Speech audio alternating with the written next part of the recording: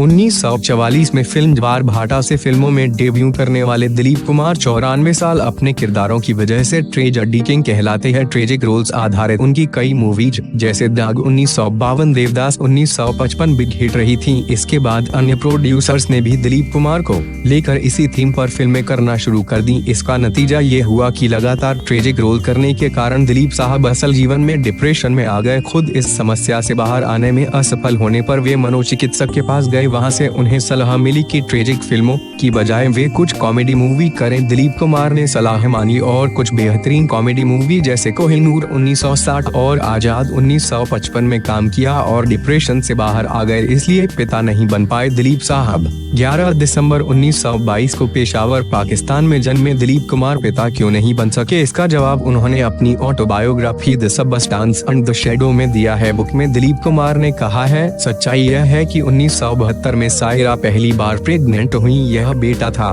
हमें बाद में पता चला 8 महीने की प्रेगनेंसी में सायरा को ब्लड प्रेशर की शिकायत हुई। इस दौरान पूर्ण रूप से विकसित हो चुके भ्रूण को बचाने के लिए सर्जरी करना संभव नहीं था और दम घुटने से बच्चे की मौत हो गई। दिलीप कुमार की माने तो इस घटना के बाद सायरा कभी प्रेग्नेंट नहीं हो सकी।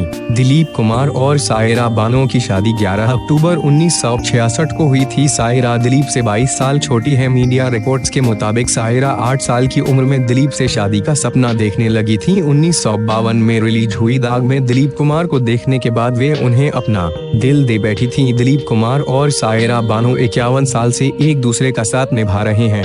दिलीप कुमार पर्सनल लाइफ को लेकर काफी चर्चा में रहे हैं। मसलन सायरा बानो से शादी के 14 साल बाद जब उन्होंने पाकिस्तानी लेडी आसमा रहमान से दूसरी बार निकाह किया तो वे चर्चा में आ गए। तब ये खबरें थी कि सायरा मां नहीं बन सकती, इसलिए दिलीप साहब को दूसरी शादी करनी पड़ी। कहा जाता है कि दोनों का अफेयर लंबे समय से चल रहा था। लोगों के सवाल से बचने के लिए दिलीप साहब ने इस दौरान घर से बाहर निकलना तक बंद कर दिया था। बता दें कि आसमा और दिलीप कुमार की मुलाकात हैदराबाद में एक क्रिकेट मैच के दौरान हुई थी। 1980 में दोनों ने शादी की और 1982 में उनका तलाक हो गया। कहा गया कि आसमा दिलीप साहब को धोखा दे रही थी, इस वजह से उन्होंने आसमा को तलाक दिया और वापस सायरा की ओर लौट आए।